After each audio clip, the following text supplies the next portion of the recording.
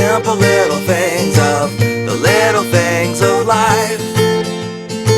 And I promise if you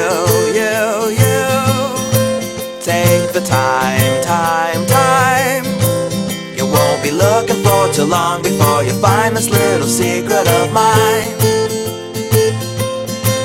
It's a hello from a friend, or a smile from a child, or the way someone will greet you when you've been gone a while. It's a kiss from your lover, or a hug from your mother, just the smell of fresh air, or when help comes from another. It is generosity, or just a kind philosophy, encouragement to keep on going when enthusiasm's slowing. It's a walk into the forest, or a swim into the